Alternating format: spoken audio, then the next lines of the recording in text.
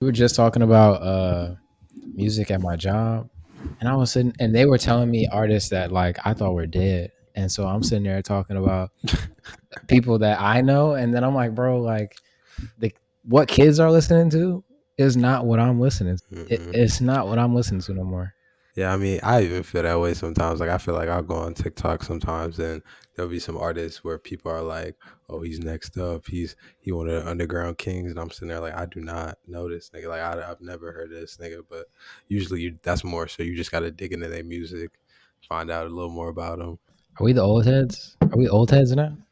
I don't think I'm an old head. I think you're an old head. Yo, chill, chill. Yeah, nah, I gotta pay for my own insurance. I feel like that's when you become an old head. You gotta pay for your own insurance. I heard some old head rap talk today when I went in the CAF to get my new student ID. What was it?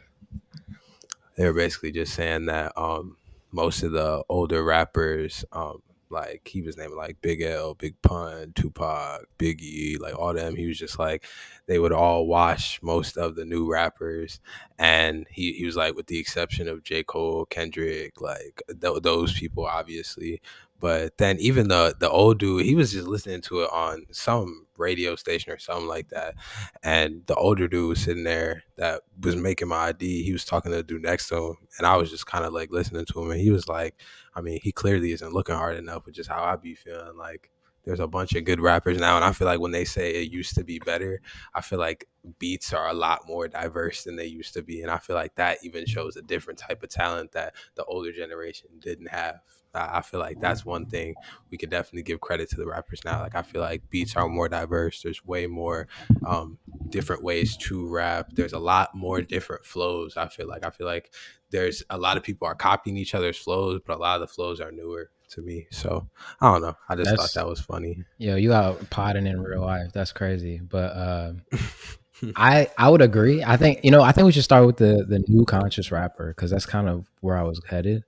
Going off what you just said, I think what's happened is just that that lyrical rap isn't as popular as it used to be, which is fine. That is still there. It's just not as popular to kids. Kids don't give a fuck about that shit. They want to shake their hips and rock and shit. You know what Yeah. I'm saying? The new conscious rapper was something I was thinking about the other day. I was playing. What was I playing? It was a Rex Life Raj or Code of the Friend, and there was a female around, and I'm like, yo, this is our Janae Aiko. Like this is our. I think we were talking about it on here. I think. Yeah, Um, well, you did talk about that. yeah, and I was I like, remember you saying that. like the conscious rapper before I feel like was defined as the guy who said a lot of words. You know what I'm saying? He said a lot of Yeah. words and he was just very lyrical. Where to me, conscious just means aware. It just means like aware of surroundings in a way. He's just very aware of, to me, it's like the conscious rappers I listen to are the people that are so aware of the position that they're in life that it makes you reevaluate where you are in life because it's just that like introspective in that way.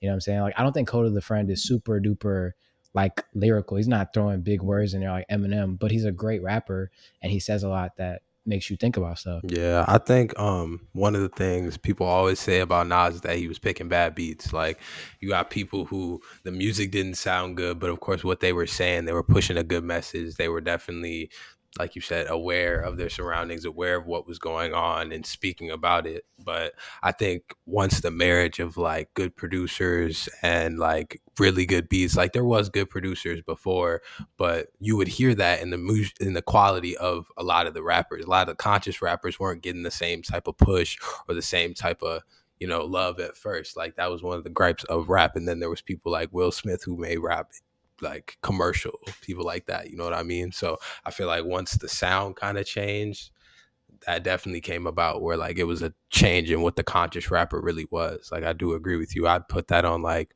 Larry June. I definitely, like you said, Rex, Coda. I'd even say Aaron May might slip in there Russ. a little bit. Like Russ, yeah, definitely. Like I You say Aaron Ray? You even think I feel like he's an R&B guy. I said slip in there. I said slip in there, but I don't think Aaron May is an R&B guy. I think he's a like I would call him more trap soul than R&B. How about Okay. that? I'll Okay. give him trap soul. I think I could definitely say that. But I mean, I agree with you. I think the the state of what a conscious rapper was has really changed, because it's conscious doesn't always sell. Like we was literally talking about Hit Boy and Alchemist, and I said I see why these niggas wasn't behind mics forever, bro. Like, you know what I mean? If this how they rapping. But I feel like Tyler the Creator said something about Mr. Morale and the Big Steppers, which I thought was interesting. And he said he felt like the reception to the album was less about how it sounded and more about how introspective it was. Basically saying that Yeah. like it was so like it was like so truthful. Like he was so saying so much on there that it's like you couldn't help but to think about the stuff that you're avoiding in your own life. So people just were like they couldn't process it or listen to it in that way. And that made a lot of sense to me. You know what I'm saying? Like the people who don't want to hear all of that a lot of the times, it's like it's because it invoke like music invokes emotion. And so if it's invoking you Mm-hmm. to like be introspective and you don't want to do that, then it's just not going to be as popular. You know what I'm saying? They're gonna throw on that Jack Harlow in the back with the nice little sample, the Fergie sample, and they just gonna vibe out. They don't want to hear that. Yeah, I definitely think that's true. Like people are more so on that dance wave right now, and on that just like, well, how does music sound versus what are they saying? I feel like that's a big thing right now. But I would say my top conscious rappers, my list. We mentioned a couple already, but Rex Life Raj, um, I would say La Russell, I would say Russ, I would say Coda the Friend, Larry June, Dave, Santana Dave, and then I would say Nux too. I would say Nux. That's probably where my list yeah, was. That was probably where my list would stop. But those are the ones I consistently look to. Santan Dave for me is like he's probably the one. I'll say him or Russ. It would go back and forth with them. But that whole list, like you'll catch me listening to them almost every day. I I feel. think I'd probably add like Earl Sweatshirt, Action Bronson. For me, those would probably be two more.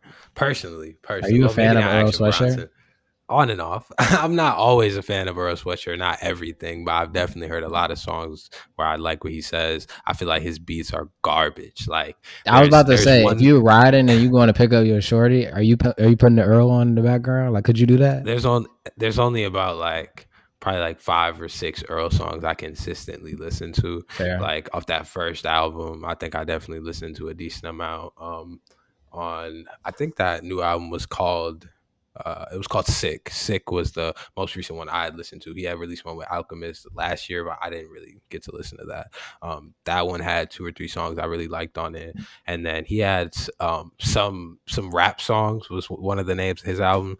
Hated that entire album. Like that album is like 15 minutes long. It's like 13 songs. They're all like minute 30, and the beats are just garbage. It's just like I don't even know how to describe it. It's the weirdest. It's one of the weirdest rap albums I've ever heard. I'll But probably yeah, I'll probably never talk about Earl Sweatshirt on here ever, just because I can never get with it, bro. It just never was my thing.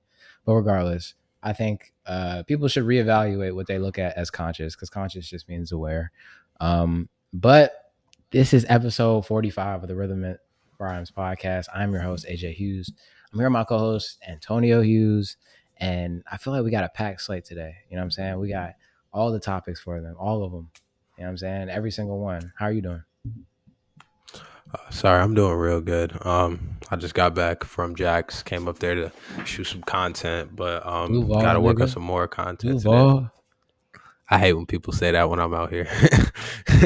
Or like my friend, he always plays with Jacksonville on Madden, and he's always talking about Duval when he scores. Like, no, we don't rep that. But either way, yeah, I'm doing pretty good. I'm alright, can't complain. I just got back, so Yeah. really just getting back into the swing of things, I guess. You want to know something But crazy that happened to me today? what? I was in Starbucks. I usually go to Starbucks to work, and I was there looking at the photos and stuff and going through them. And there's this black guy that looked like he could be our father. He looked like him and dad are cut from Bro, the same ilk. what? But he'd be in there. He'd be in there a lot. And so sometimes the brother nod where it's just like. And so today he just walked up to me. He was like, "So what do you do?" He just started asking me questions and stuff. And I started telling him about my job and like what I wanted to do for real. When he asked me, he was like, "Would you be open to working somewhere else or in some other capacity?" And I explained like, yes, but also why I felt like social media was valuable. And we had a conversation for like 10 minutes. And he said he had a potential job opportunity for me. Um, and he worked in IT project management, and he was gonna Oh, call okay, me okay. in an hour and a half. Um, actually, so he's gonna call me later. which I think is cool. But it was just random because it got me to thinking like the more you talk about what you want to do and what you are doing, the more those people just sort of get attracted to you. Like I was just in there like looking at the photos, like I was just going through them and starting to like color grade them and stuff. And all of a sudden, like I got a call later with this guy who everybody at first I'm like, yo, is he legit? I started looking him up, doing some research. He's legit. So I just thought that was a cool little tidbit to have this morning. I was gonna say you gotta vet that. I got a job for you, because that Yeah. usually you gotta vet that, bro. Gotta vet that. Yeah, we'll see though. We'll see. But today I want to start off with the king of dancehall. That's where I want to go. Vybz Kartel is going after his final appeal. He's trying to get out. And I think it's so interesting how long this case has still been going on. He had the longest trial in Jamaican history initially, and he's been trying to overturn it for like a decade, For over a real. decade. Yes, it was 62 days or something like that. But let me read some of this 64. article. Oh, 64, my bad. Yeah. Jamaican dancehall star Vybz Kartel on Wednesday asked the London court to overturn his murder conviction, citing attempts to bribe his trial jury and the use of incriminating messages as reason his conviction is unsafe. Um, so basically, he allegedly killed an associate named Clive Lizard Williams. The body was never found, but they locked him up over a text that him and Clive had sent back and forth. I think. Um, Let me get to the part about the appeal because this is just basically going through the trial. Okay. Prosecutors had said Williams was murdered at Cartel's home over two guns that Williams and another man had lost. They relied in part on messages sent by Williams before his alleged murder and others sent by one of Cartel's co-defendants. But lawyers representing Cartel and his co-defendants say the messages were obtained in a breach of Jamaican law and should not have been put before the jury. So allegedly, they got the text illegally. And then it says the trial judge wrongfully handled allegations that one juror offered 500,000 Jamaican dollars, which is $3,200, to fellow jurors to return not guilty verdicts, which could look like the actions of guilty men, and it prejudiced the jury. So basically, the judge came in and said the jurors were allegedly um, offered this money, and that could bias the rest of the jurors into believing that he's guilty because he thinks you know what I'm saying? Basically Yeah. saying, yeah. And so personally, um, to me, it looks like he's railroaded. I think Vybz Kartel is railroaded.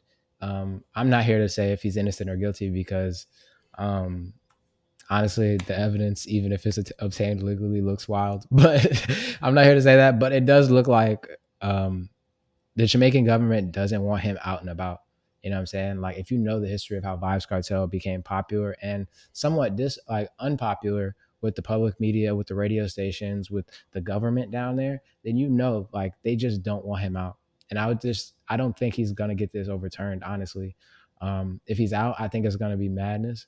You know what I'm saying? But I really doubt. I mean, I think that speaks to how like harsh the Jamaican government is. Because to me, 64 days isn't that long of a trial. To be honest, like in America, they might deliberate for 3 4 months on some stuff, but that just shows me how like harsh they are on stuff like this. And I mean, if he's really, they might try to throw the book at him like they trying to throw it at Thug. So I mean, they already threw the book at him, but like they might not like take the book back. I guess I don't know. I A don't know. hundred, I a guess that's hundred how I'd percent. say it.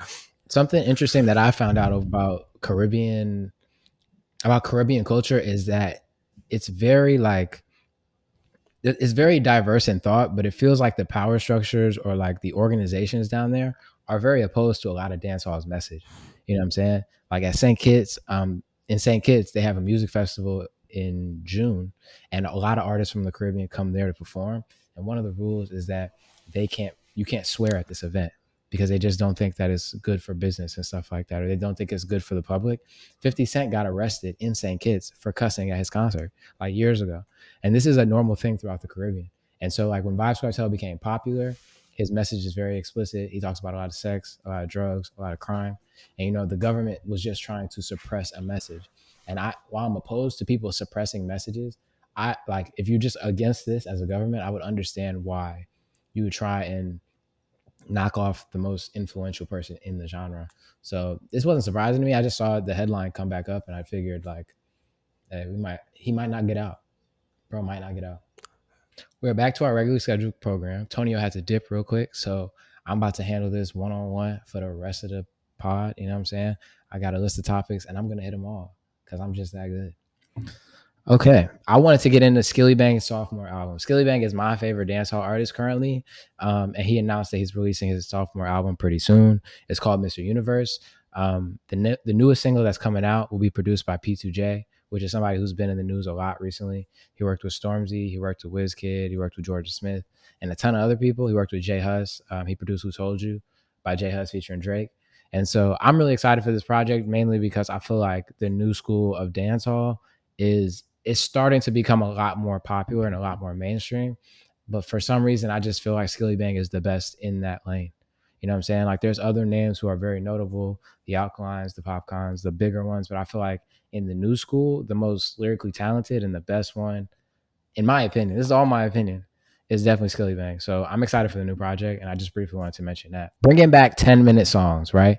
So recently I went to see the Bob Marley movie, right? And I'll tie these two topics in together, but I'll mainly stay on the 10-minute song part. Um, and watching the movie, my favorite part, or the most insightful part to me, was definitely Bob Marley on stage as he was beginning, right? I feel like in music now, because of the way we consume it, the way we go to streaming, everybody's in like they can't handle long songs. You know what I'm saying? They want 2 minutes, hook, verse, that's it. And on here, you notice like when he's performing, a lot of times the band is sort of grooving out for a couple of minutes before he starts really saying anything, performing, singing. He's sort of just on stage vibing. And I'll throw some clips up so you know what I mean. But it reminded me a lot of Fela Kuti, who's the founder of Afrobeat. He created that in Nigeria. Very important figure in music. And it just reminded me of a ton of other people who make these longer songs. They don't really put the confines of the music industry on how they make music. And I enjoy Fela Kuti's music a lot. Like during the day when I'm just doing day to day tasks, I'm working, I'll throw that stuff on in the background. And some of his songs be 10, 12, 20 minutes long sometimes. Obviously, these songs you can't play everywhere all the time, but personally in my house, I enjoy playing music like that. And I was wondering, like, when are artists going to start doing that again? I feel like every now and then you get one from somebody, like Tyler the Creator had one called Sweet on his newest album. Kendrick Lamar had one on Good Kid, Mad City.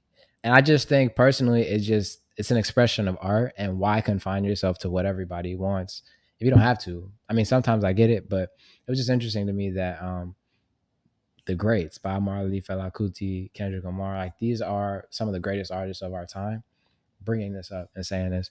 And so I just figured, bring it back. Forget the fast food era. Bring it back. Okay, Bob Marley movie. I went to see this the day it came out, on Valentine's Day by myself.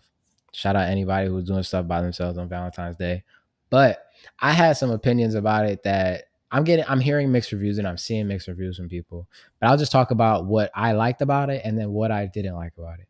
What I did like about it is as a representation of Bob Marley's message, his legacy to a greater public, to the mainstream, to the population, I think it did an average job of delivering that to people who may be completely unaware of the story.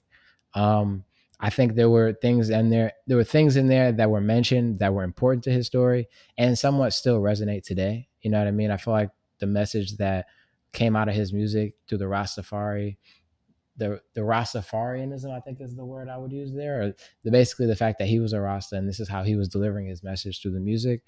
Um, I think a lot of it was portrayed in this movie.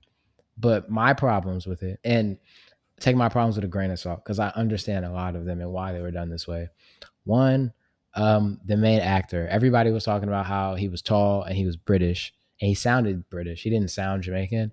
But on one hand, I understand that like if a movie studio is gonna put a ton of money into a movie and they're gonna deliver it to mainly like the American market and the UK market, that's where they want to see a ton of their profit, then they're gonna have to pick somebody with an accent that people in middle America can understand, right? Like something I noticed about myself was the more you hang around Caribbean people, the more you listen to Caribbean music, consume Caribbean media, then the less uh, the less of a barrier there is with somebody that speaks patois and just like an American accent. You know what I'm saying? I don't really have a ton of problems understanding a lot of accents. I won't say all, but a lot of them I understand fairly well. But before that, like growing up in the Midwest in an area where there weren't a ton of Caribbeans, it would be hard for me to understand potentially like the way people really talk between each other in Jamaica at that age. And so I get why you have to almost dull down the accent. But personally for me, I would have loved to see just like the regular accent. You know what I'm saying? It felt super surface level. And as a music lover, I feel like his story is so interesting. You know what I'm saying? There were so many parts where I had more questions. Like I wanted to know more about his dynamic with his wife, his kids. The dynamic with his wife, I feel like was explored a bit, but with his kids, I feel like not as much. I feel like they would just be mentioned. How are the kids? They're good. That was pretty much it for me. And I felt like that wasn't enough. The album that they really highlighted in making in the movie was the Exodus album. And I felt like that was pretty insightful about the way he went about recording it, putting the group together, putting it out, the album cover and all that stuff. But I guess maybe, and this is where like you have constraints in the movie, right? It was only an hour and 40 minutes. You can't do that for every single album that he puts out. You can't do that. You can't have the scenes in there that a music lover, they had a couple of the music lover scenes, but as many as I wanted, I don't feel like I got enough of them, if that makes sense. Um, but yeah, I just feel like they did the best that they could for the people that they were trying to target this toward.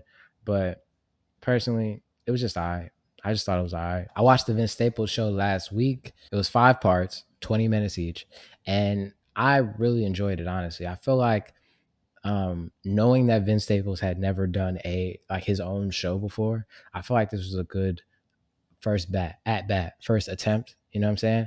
Like he didn't try and extend himself too far, like do in Atlanta, do 40 something minute episodes or do too many complex things. But I do feel like it was really thought out and strategic in the way he went about it.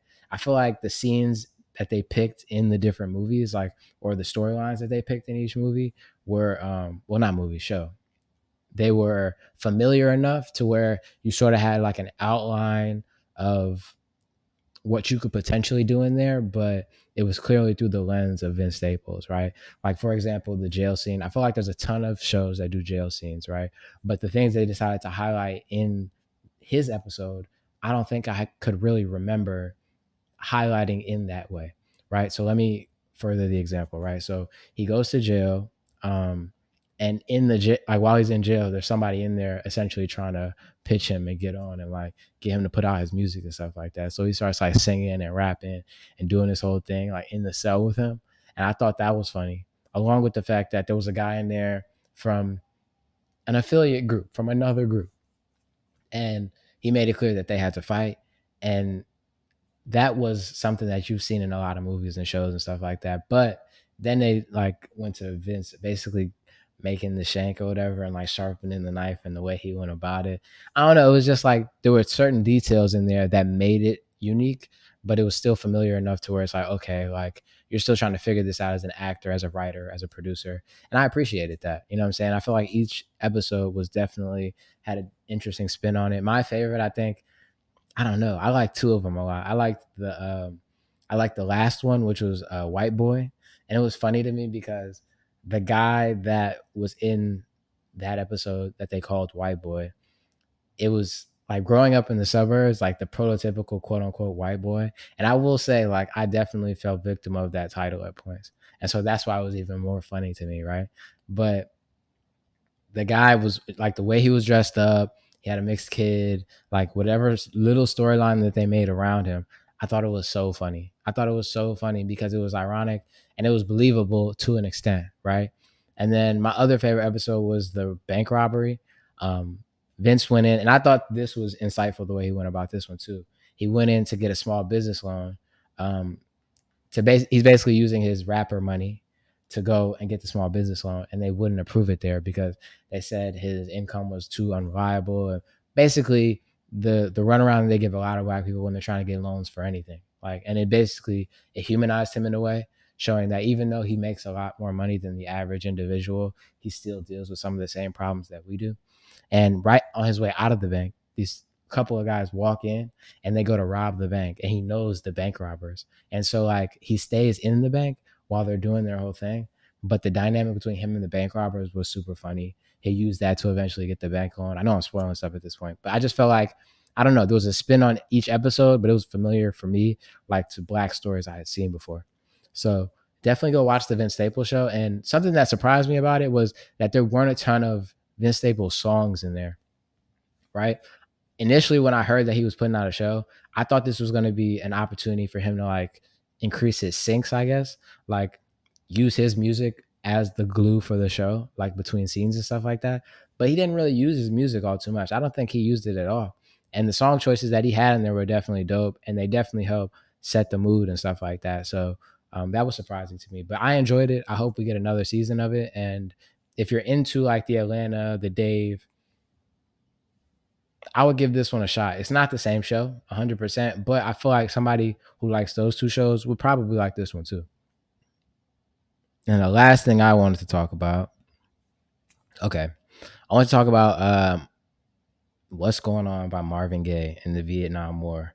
Um, Recently in the news, everybody knows the conflict between Israel and Palestine and Gaza, and I feel like what ends up happening with things like this in the news is that a couple of things happen, right? Like people are overloaded with information from conflicting sources from opposite sides, and it sometimes I feel like it's so hard to tell like what's going on and keep up with it that a lot of people sort of just bow out and sort of just forget about it or try not to talk about it and stuff like that because they don't really understand what's going on, no pun intended.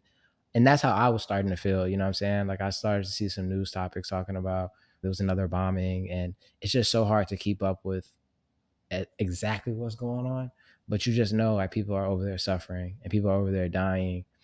And it just led me to listening to what's going on by Marvin Gaye, the project. I had heard a little while ago that that project was centered around the Vietnam War. And so I did some more research on it, and I want to bring that here to sort of share that with you guys. Um, so Marvin Gaye's brother, Frankie May, Frankie Marvin Gaye's brother, Frankie Gaye, was a soldier and he fought in Vietnam. And when he came home, he had a ton of discussions with his brother about what was going on, what was happening, the struggles he faced over there and over here, what he saw over there, and how he was still being treated when he got back as a black man in the 70s. Um, and that project, I feel like, just embodies that feeling altogether, right? Like he got a firsthand account from his brother of what that conflict did to him as a black man, and the way that that music just hits, bro. Like it just, it says everything I don't know how to say about what's going on right now in Gaza, you know? Like as an onlooker, as somebody who is not directly like involved in it. And I think that's another thing, right? Like when you're not directly involved in it, like when you like when we're here in America, it's like what can we do outside of like raise awareness, post about stuff, educate each other about what's going on? It's like we're not fighting, we're not escaping, we're not directly impacted right now today by what's going on over there, you know? And so it definitely makes like you feel almost helpless in a way. It's like, why pay attention to this if I can't do anything about it? Which sounds horrible, but it's the reality of it. It's like unless you're gonna enlist and go over there and do something, how are you really affecting it in your day to day? And so I just want to talk about this project, the fact that another thing I found interesting about it, Barry Gordy said it was the worst thing he had ever heard when he first heard it. If you know the history of Motown, they made very clean cookie cutter music. That was the strategy. The way that they produced music, they wanted to appeal to a broader demographic than Black America. They didn't want to talk about political issues initially. That was part of how they built the company. And so when Marvin Gaye came out with this, it was very innovative and very new and almost unheard of in that way for that label at the time, right? Like they were still super popular. And the fact that the label owner, Barry Gordy, legend, executive, said, this is the worst thing I ever heard. And for it to be this classic piece of music, it's insane to look back at it. It's insane to look back at it. This project has no skips. This project has no skips. When I think of Marvin Gaye, this is what I think of. It's 9 songs, it's 35 minutes long.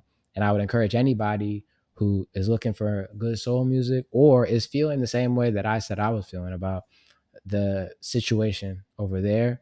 If you're looking for something to listen to make you feel better, to invoke some sort of emotion, I would encourage you to go listen to What's Going On by Marvin Gaye. We will be back with new music. No new music this week, at least in the episode. I'm going to make sure I touch on that with Tonio. We just had some scheduling conflicts this weekend because he was here and he had another meeting and stuff like that. So we're going to sort that out. You'll see it up on the page, but that's going to be it for this week. You know what I'm saying? Like, share, subscribe, all that good stuff. I'm trying to find more stuff that's actually interesting and thought provoking. You know, like if you like the Marvin Gaye segment or it was interesting to you, leave a comment, let me know. So I feel like I'm headed in the right direction. You know, peace.